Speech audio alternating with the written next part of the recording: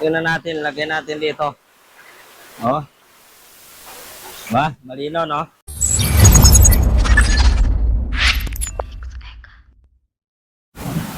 So, ito na guys, lumalakas na yung ulan. Ayan, oh. Nakikita natin, salamat. Dito tayo sa area po ng Basico ay lumalakas ng ulan ngayon. Matagal na pinapangarap po ng mga taga Basico na magkakaroon naman po ng kahit papaano magkaano ng ulan. Sa ngayon pala guys, yung si ano doon, no, nagtinding kaagad kasi nasidsid yata siya ng ulan doon sa taas. Ayan, doon sa taas na bahay. So yan, nakita natin guys na ngayon hapon ay umuulan. Dito tayo ngayon sa Basico, Barangay 6 po ng Basico, Port Area, Manila. Ang oras natin guys ay 2:50 ng hapon. 2:50 p.m. Mag alas 3 na. Nakikita natin dito ay yan, dumidilim din, malakas ng ulan ngayon. Tubig, yan, ayan. Grabe. Ang lakas ng tubig. Kaso lang wala na tayong malalagayan. Subukan natin dito ilagay sa kasi baka na to guys, malinis na. Kukunin natin to. Sasaurin ko para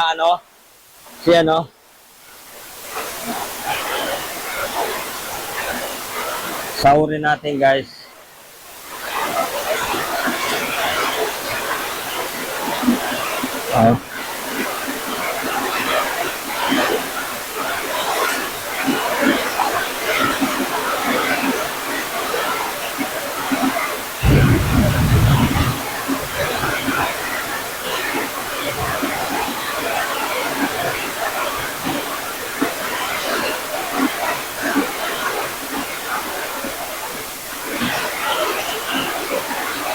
Yan.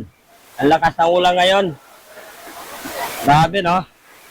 Yan, ngayon lang umulan. Kaso lang, yan lang. Kita natin, guys, ay malakas. Tingnan natin, lagyan natin dito. Ba? Malino, no? Kanina, nandun tayo sa baba. Ay, yung ulan, guys, ay paumpisa pa lang. Ngayon, ito. Nakapuno tayo dito sa ating mga balde. Saka may labahan tayo dito, saka dito. So, pati yung drum ay nalalagyan. Ito pa, yung isang drum dito, ilalagyan natin para yung tubig ay hindi naman maging sayang. Ito lang po, maging papasalamat natin. Maraming salamat. Nakatikim din tayo ng lamig. Katulad ng ganito ang pag-uulan. Ngayon, hapon. Alas 3 na ngayon.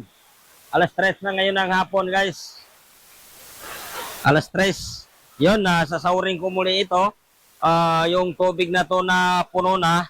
Dahil sayang po, ang gagawin natin, isasalang natin dito sa isang drum.